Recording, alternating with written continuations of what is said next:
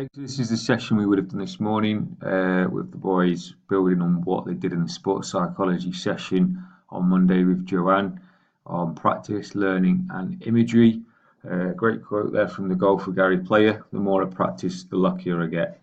Okay, so implication being that practice is very, very important. Quick video about how the brain works.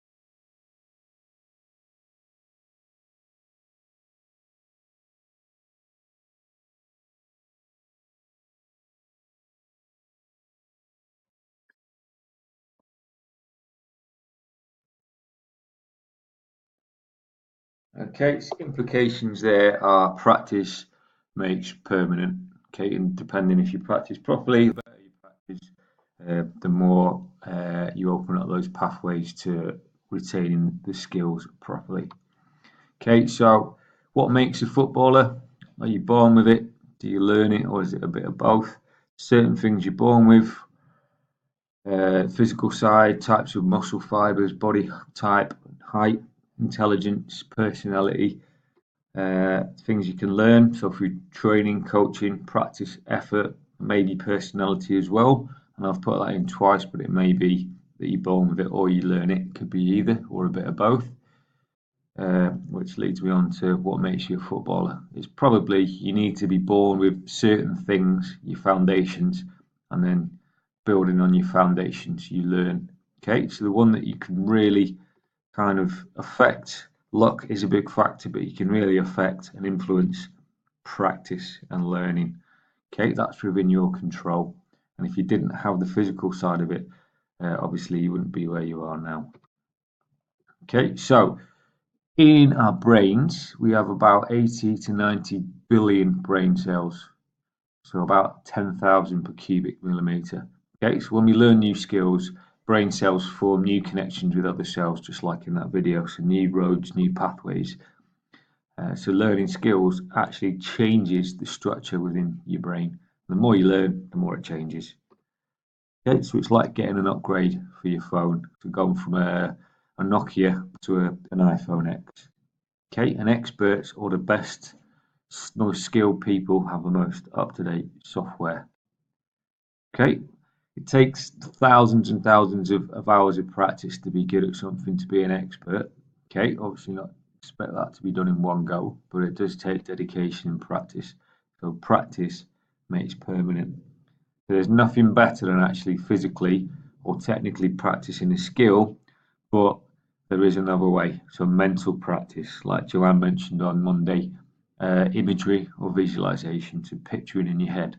Okay, so it's almost like daydreaming about football.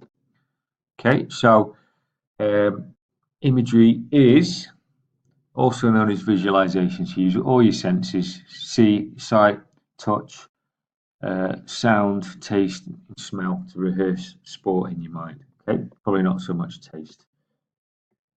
So like I said, physical practice is the best way. Imagery is the next best thing because it's still helping you to make those new correct connections. And just by thinking about doing a skill actually makes you better at it. Okay, it's why the human brain is so amazing. Okay, so it's good for improving your confidence. So if you made a mistake during training or competition, you can picture what you've done right or done wrong, and then try and picture the right way of doing it and visualize it. So, for example, if you've misplaced the pass, did you hit it too hard, too soft, wrong part of your foot, wrong part of the ball, and then you can put it right. Really good for recalling your own personal highlights, your best goals, saves, tackles, passes, etc. Give yourself a boost of confidence, remind yourself how good you are. Practicing areas for development. We've had the saying in training that let your strengths get you in the team, but make sure your weaknesses don't get you out. So stuff you do during pips, for example, using your weaker foot, long passing or whatever, you can use visualization to help you that as well. Concentration, preparation.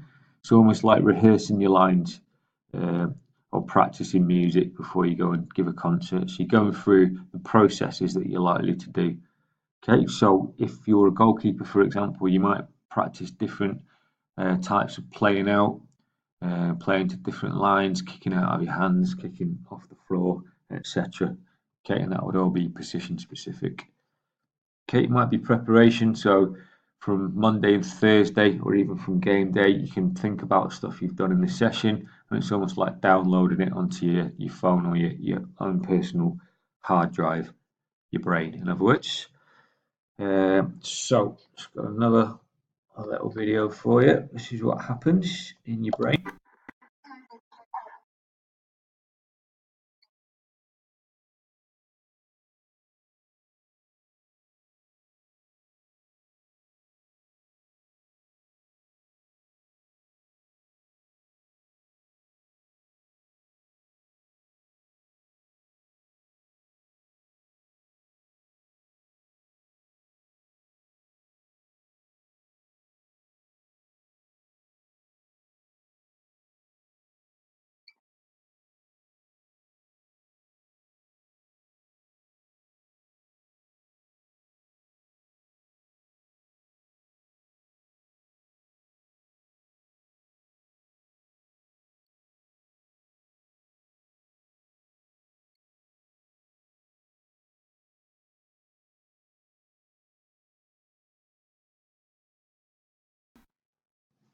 Okay, so that's a bit like that video to start with. She's making new roads, new pathways, so creating a memory before she's.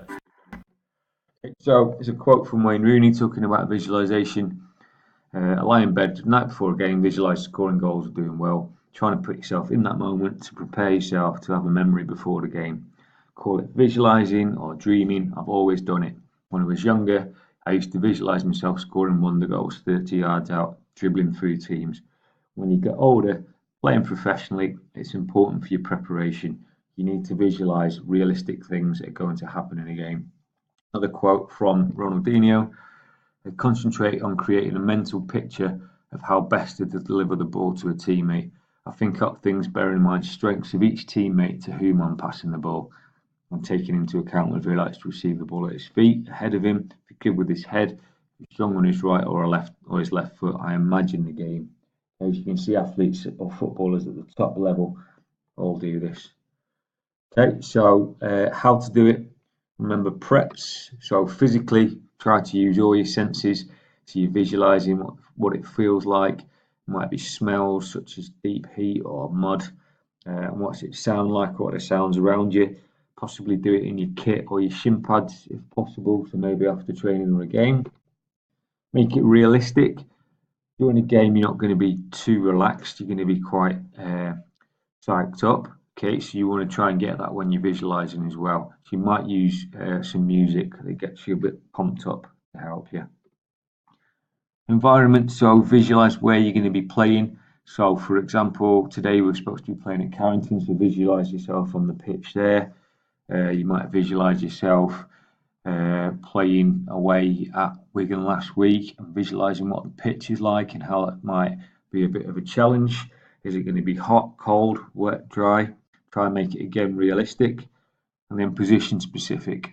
So thinking about your demands for your position. So if you're a fullback, for example, it might be longer passing, combination play, crossing, underlaps, overlaps, knowing when to support, that sort of thing, repeated sprints, concentration, that sort of thing from the four corners. Okay, so if you can have a go at this yourself, so find a piece of music that gets you pumped up and visualise your best ever moments in football. It might be from training, matches, or a bit of both. Your best goals, saves, shots, tackles, passes, headers, tricks, whatever. Okay, so this is a good thing you can use it for before matches to boost your confidence. Okay, so top athletes would do this for about half an hour a day, actually structured practice. But the best thing about it is you can do it anywhere. On the bus, car, struggling to get to sleep when you're injured. Okay, but it must be realistic. Okay, so you can use it to improve the areas you've identified on your PIPs and your reports, and also to maintain your strengths as well. Another thing we mentioned with some of you, 3 Fs when you've made a mistake. So first F is fix it. What did you do wrong? What can you do next time to stop yourself making the same mistake? Using visualization, practice doing it right, practice it in your head before you try it again. Forget it, don't dwell on the mistakes. See mistakes as part of learning, move on, and then focus, get back on what you're doing. Okay, so final thought is, when we've learned the skill, do we need to keep practicing it? So in the video, you've got someone who's a top professional and they're still practicing what they're doing every single day, again and again and again. So it's not just getting the skills or trying it once or twice and thinking, yep, that's it. It's getting it as close to perfect. And once you've got that, you need to keep practicing to make sure it sticks.